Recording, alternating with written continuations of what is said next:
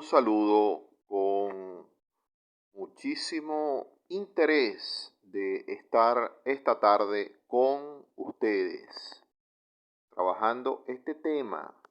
Vamos a profundizar sobre este tema, la discapacidad intelectual. Este es un tema de mucho interés porque gran parte de todos aquellos casos que vemos en el ámbito penal, muchos de ellos tienen que ver de forma directa con la discapacidad intelectual, pero mucho más de lo que nosotros pensamos. La discapacidad intelectual constituye un diagnóstico muy frecuente. Es posible que entre el 5 y 7% de los diagnósticos en psiquiatría forense tengan que ver con este concepto en particular, la discapacidad intelectual.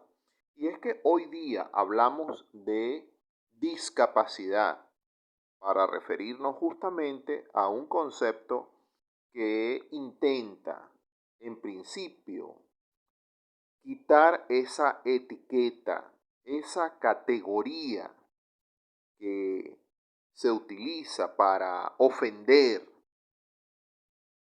denigrar y descalificar al otro ser humano en su dignidad.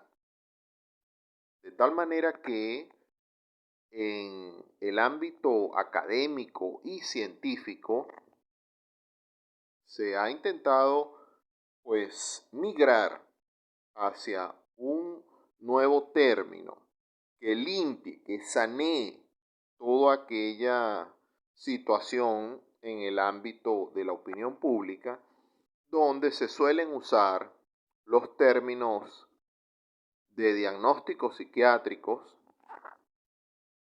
para ofender al otro, para descalificarlo y denigrar a la persona en su dignidad.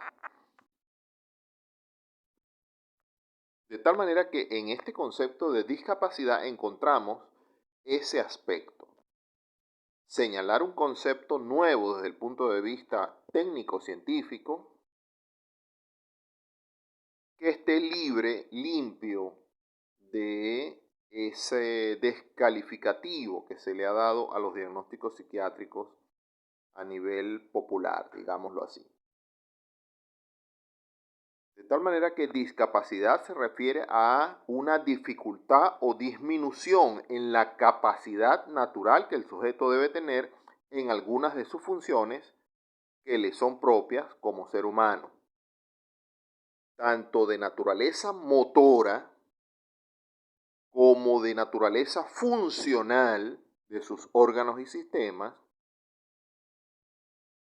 como de naturaleza mental, psicoafectiva, emocional. En cualquiera de esos ámbitos, incluyendo por supuesto el ámbito de los sentidos, la audición, la visión, el tacto, el gusto, la propiocepción, todo lo que tiene que ver con la capacidad de sentir el cuerpo e identificar la posición corporal, su movimiento y el peso corporal. Todos estos elementos que son funciones naturales del ser humano por su constitución, por su naturaleza biológica, psicológica, psicoafectiva, intelectual, cognitiva, némica y de espíritu, cualquiera de esos ámbitos que estén afectados, estaríamos hablando de disminución o alteración de la capacidad que el sujeto tiene. Ahora, en el seminario de hoy nos vamos a concentrar, porque esto es psiquiatría forense, nos vamos a concentrar en la discapacidad cognitiva, en la discapacidad intelectual. Este es el concepto que vamos a estar revisando en este día.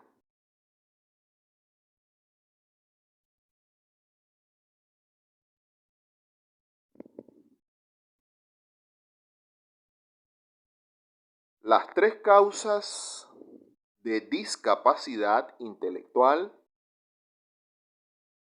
identificadas con más frecuencia son el síndrome de Down, el síndrome de Down, el síndrome del cromosoma X frágil y el síndrome alcohólico fetal. Esas son las causas más frecuentes. La lista es mucho más larga, pero para, para recordar los aspectos de mayor frecuencia y que generan más casos, pues los señalamos así. Pregunta de examen: ¿cuáles son las tres causas de discapacidad intelectual más frecuentes? Síndrome de Down, síndrome del cromosoma X frágil y síndrome de alcohólico fetal.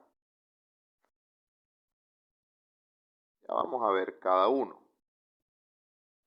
El síndrome de Down es la causa genética más frecuente de discapacidad intelectual. Consiste en la trisomía del cromosoma 21. Los cromosomas siempre están pareados. En este caso no es así. El par 21 presenta una trisomía y eso genéticamente determina el fenotipo y las características intelectuales de estas personas que se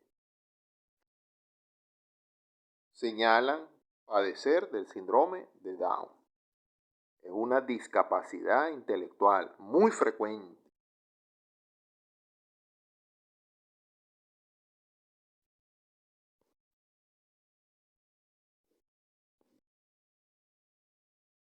Está el síndrome del cromosoma X frágil.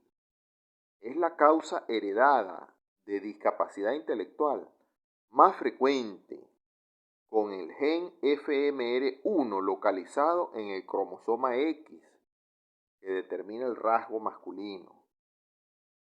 Este es un síndrome muy frecuente cuando se tienen los medios tecnológicos para hacer estas determinaciones genéticas.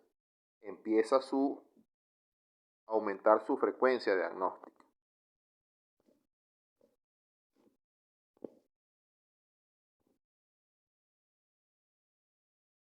Características clínicas. Estar familiarizado con los criterios diagnósticos de discapacidad intelectual y sus manifestaciones clínicas ayudará en la valoración de los puntos fuertes y débiles funcionales de un paciente con discapacidad intelectual que acude para diagnóstico y tratamiento.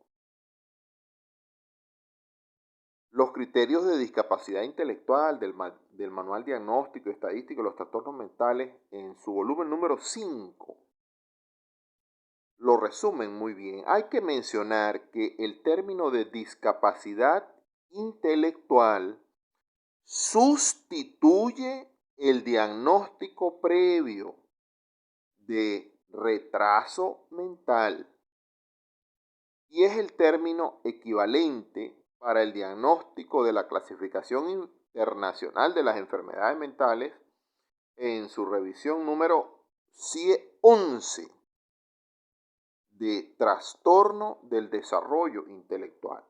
De tal manera que acá se dijo, pregunta de examen, hay que mencionar que el término de discapacidad intelectual sustituye el diagnóstico previo de retraso mental señalado en el CIE-11, en el CIE-10, la Clasificación Internacional de las Enfermedades Mentales, ya que en el CIE-11, que ya está entrando en vigencia a partir de 2022, el término retraso mental se sustituye por el de trastorno del desarrollo intelectual. Y allí vamos a encontrar categorías como las ya citadas. Entonces queda claro que por razones de convenio técnico-científico, el término retraso mental va a quedar en desuso con la implementación del CIE 11, cuyo término equivalente y engloba al mismo retraso mental es de trastorno del desarrollo intelectual.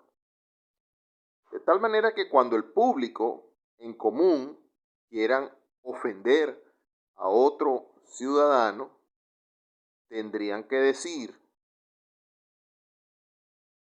eres un trastornado del desarrollo intelectual. Entonces, bueno, esperemos que eso no ocurra, pero en el CIE 11, el retraso mental se va a denominar trastorno del desarrollo intelectual y ya está en vigencia a partir del 2022. En el DSM-5, la clasificación americana de la Asociación Psiquiátrica en Estados Unidos, se llama discapacidad intelectual. Pero a nivel internacional y a nivel jurídico, lo que pesa, lo que vale, es la clasificación de la Organización Mundial de la Salud, el CIE 11, donde la denominación de retraso mental se sustituye por trastorno del desarrollo intelectual.